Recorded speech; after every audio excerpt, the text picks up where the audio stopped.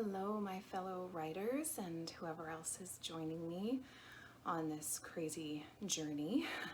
It's wonderful to see you back here. Thank you so much for joining me again.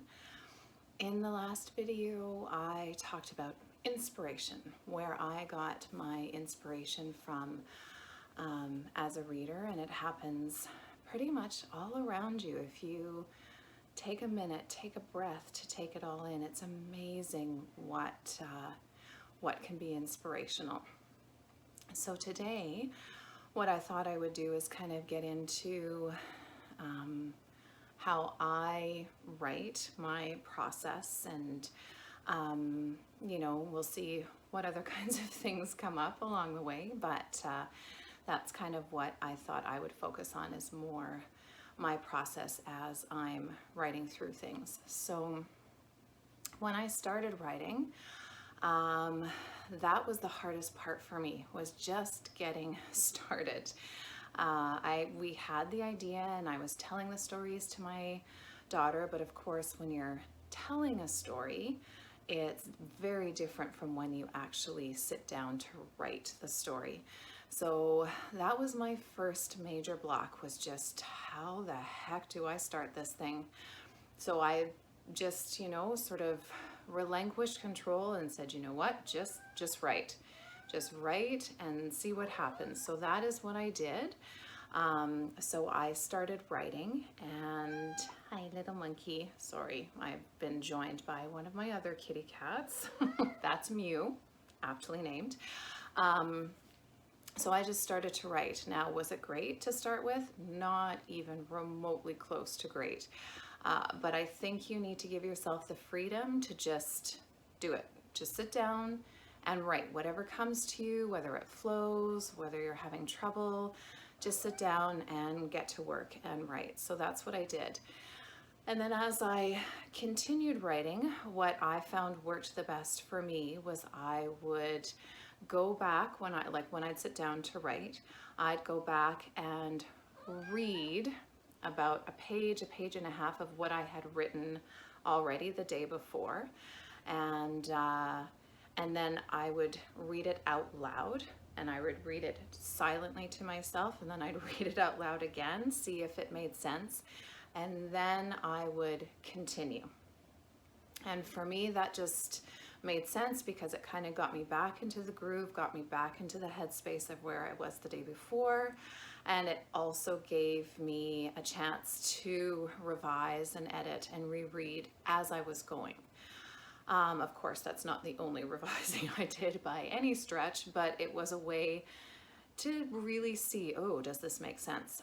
Then after I think the first tale was finished, I actually started reading it out loud to my kids on my laptop, so that I could make changes as I read it to them. So as I was reading to them, it was amazing how many glaring mistakes there were, and omissions and sentences that made absolutely no sense.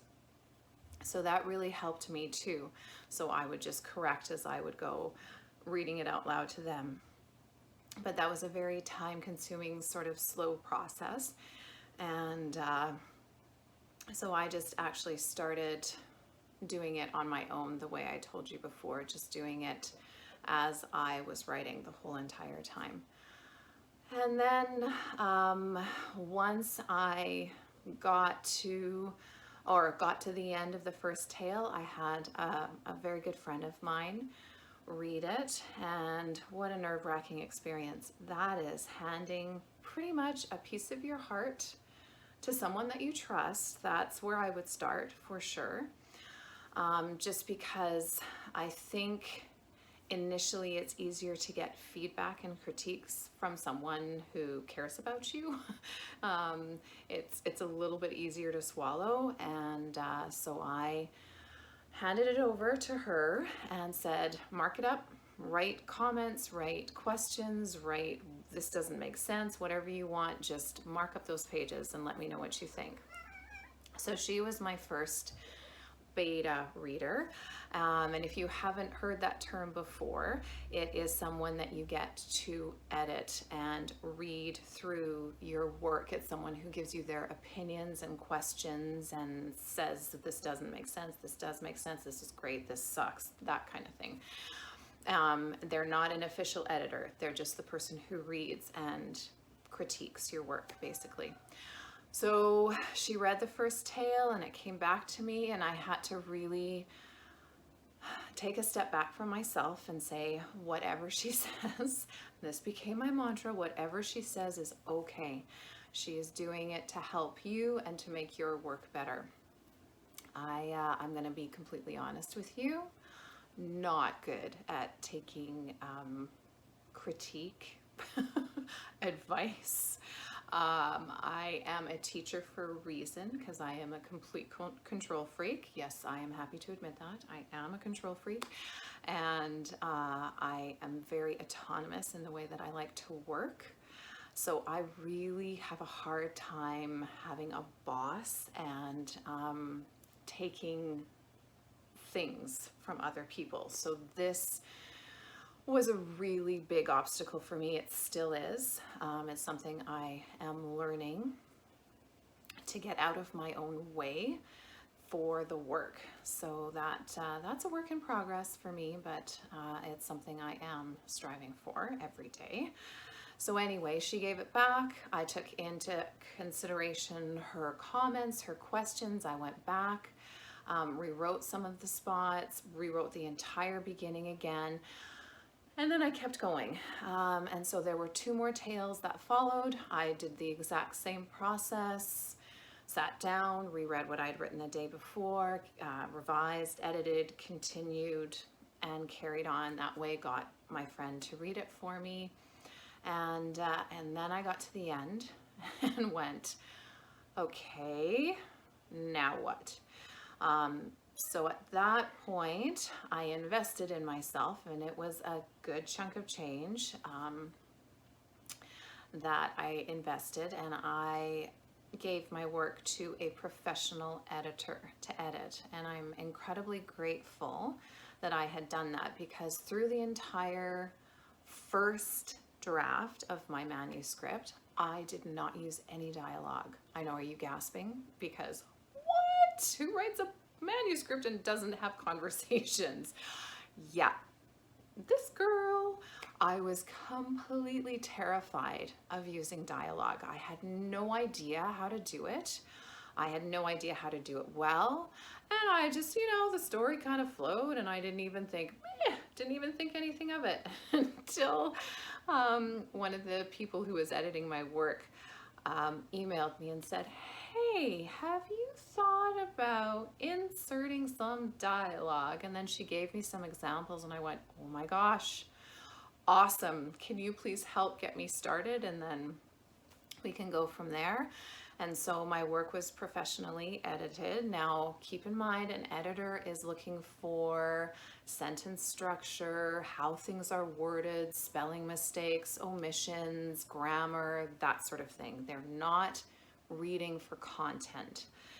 So they did that, and I got some wonderful feedback, and I will be forever grateful to the one young woman who edited it and added the dialogue, and then I researched how to do it properly, and it made the story so much better. And then again I went, oh, what now? After I had had it professionally edited. And I kind of sat on that, and by this time it was the summertime. And so I thought, oh, I'm gonna rest on this. Maybe I'll send it to a publisher just to try it. And so I researched publishers, and this one kept popping up, and I'm like, ooh, this looks good. Well, I'll just give it a try. And so I sent it off, and the summer went by. We had a wonderful summer. Then school came back in September, and away I went, focused on school. And then October rolled around, and I got this big package in the mail from the publisher I had sent it to, with a letter that basically said, we'd love to publish your work, blah, blah, blah. This is amazing. They had wonderful things to say about the manuscript. And in the interim, over the summer, after I had submitted my manuscript, yeah, don't do it that way first. Do your research before you submit. I had realized that I had submitted it to a vanity publisher. And what a vanity publisher is it's someone who charges the author a significant amount of money to publish their work, their manuscript. And I had already decided that I did not want to go with that. I did not want to go that particular route. And by this point, I had also started a wonderful course through Authors Publish magazine. If you have not heard of it, pardon me, I would strongly recommend that you look them up. So Authors Publish magazine. They critique publishers. When publishers are asking for submissions, they let authors know. They're fantastic. And they also offer courses. So I was in the midst of doing a course with my manuscript, getting more feedback on it, and it was invaluable. I actually changed my entire introduction, as well as how two of my characters related to each other, because I was told that they weren't real enough. So that was excellent advice, and I hopefully made them more real. And then, yeah, I got this, and so I emailed the woman who was putting on this course and said, what's your take? Because she knows the publishing world very, very well. And she said, yeah, don't do it. So I didn't. And that is where I'm going to stop for today. Dun, dun, dun. Thank you so much for joining me. And I hope that this video finds you well. If you are staying at home on your own, from my heart to yours, this is probably the toughest thing you will ever have to go through. But know that there are thousands of others who are in it with you, tens of thousands, millions who are in it with you, and are experiencing and going through the same thing. Even though it feels isolating and it feels like you are alone, just reach out. There are people everywhere to help. If you're in an apartment, go out on your balcony, take a breath of fresh air, and soak it all in, and I'm sure others will be drawn to that as well. So play some wonderful music, have a glass of wine, breathe, and know that this too shall pass, to quote, I don't know whoever said that initially, but yeah, to be a little corny. But again, from my heart to yours, thank you so much for joining me. Take care.